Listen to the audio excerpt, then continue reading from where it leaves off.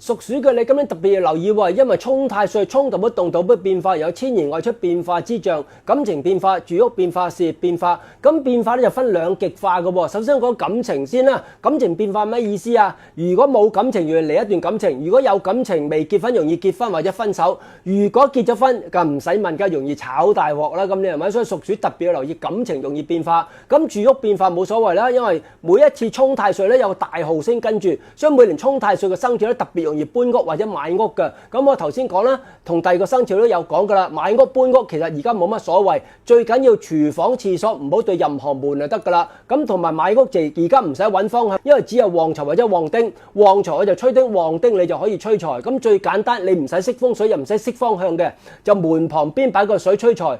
屋後面中間位置擺個15個 cm 以上嘅大石春，咁就旺身體。咁無論你間屋旺財或者旺丁都啦，前面吹財，後面旺身體，咁就點嘅屋都搞得掂啦。最緊要廚房廁所唔好對任何門。咁事業變化就兩極化啦喎。如果你生喺8月8之後3月6之前有任何新機會，可以放膽嘗試，無論轉工又好，又或者想新投資又好，今年成功機會都比較大嘅。咁但係如果你喺3月6到8月8春夏天出世咧，可以唔變，打死都唔好喐，因為變咗好嘅機會其實唔係話好大嘅。所以雖然今年屬鼠排第11，感情或者事業都排第11咧，其實就兩極化。秋冬天出世人變好，春夏天出世人變衰。住屋變化冇所謂，職業變化可以。秋冬天出世可以變，春夏天出世可以唔變，千祈唔好變。咁感情變化就聽天由命啦，我都唔知你變成點㗎。咁今年吉星有月空，呢個月空叫逢凶化吉，可以減輕凶星嘅力。凶星有咩啊？凶星有大號，每次沖太歲個大星都跟住㗎。咁啊頭先講啦，大號代表大破財，所以容易搬屋。咁但係又冇諗住搬屋，又冇諗住買屋，咁點算啊？自己主動用一筆錢，用一筆錢唔係代表破財喎，可以買嚿金都好啦，買嚿金我都用一筆錢都可以擺屋企啦，係咪？咁仲有天哭，天哭心情唔好，有時容易喊啦。咁如果咧係分咗手嘅，咁啊梗係容易喊啦，或者咧結婚咧都可以喜極而泣都得嘅。咁仲有叫歲破，歲破即係頭先講嘅沖太歲嘅意思，冇乜特別，個意思已經講咗啦。同埋沖太歲特別容易筋骨手腳損傷喎，因為今年叫做子午相沖，而係筋骨手腳、手指背脊受傷。損傷月咧，農曆5月同11月可以捐血洗牙化解，所以屬鼠今年特別要留意筋骨手腳受傷，同埋揸車容易撞車，尤其是農曆5月同11月可以少啲揸車，或者嗰2個月揸車盡量小心少少啦。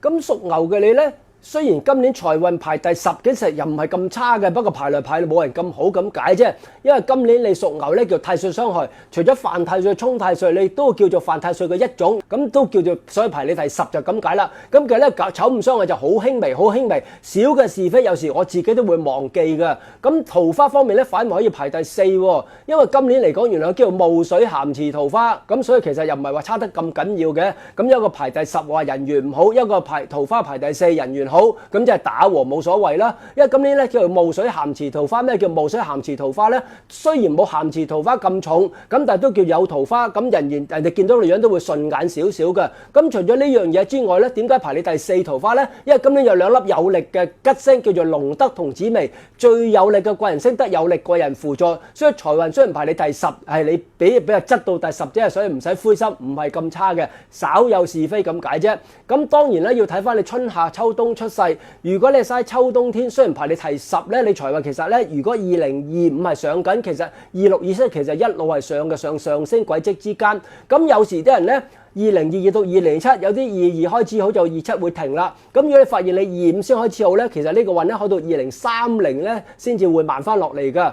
咁但係如果你嘥3月6到8月8咧，無論你遲好或者衰好都好啦。咁其實而家呢幾年咧都係特別衰嘅年嚟嘅，因為有啲人22開始唔好，有啲人25開始唔好。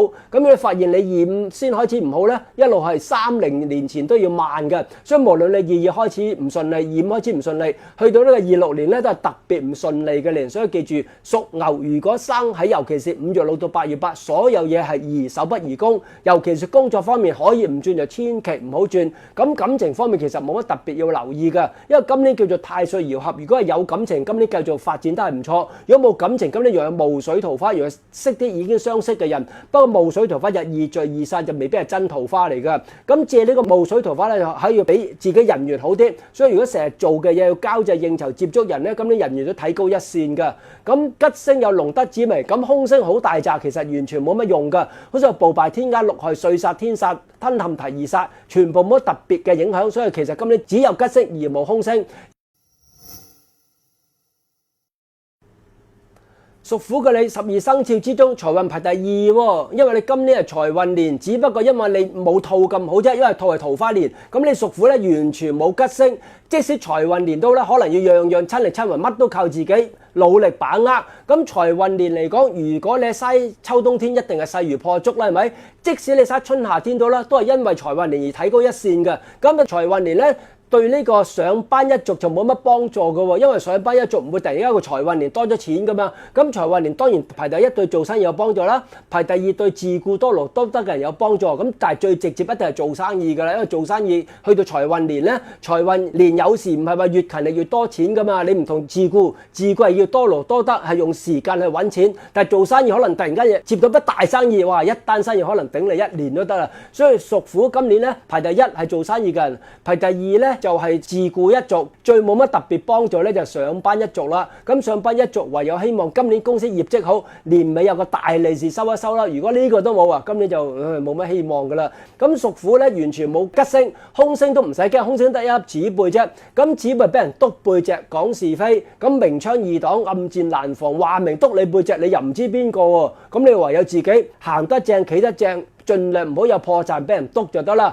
咁今年財運排第2，桃花咧就排第7啫。因為你屬虎嚟到呢個馬年咧，叫做太歲三合，合都代表感情係穩定嘅，所以感情方面今年冇乜特別，唔係桃花年，但係感情比較穩定，有就繼續有，冇就繼續冇。如果冇咁點算啊？唯有留意桃花月啦，因為你今年桃花月咧就農曆6月同12月呢2個月係重桃花月。咁如果單身你又唔想再繼續單身落去咧，就唯有等呢個6月同12月啦。但係今年把握唔到啊，都唔使驚喎，因為2027羊年係你重桃花年啊，所以最多等多1年啫。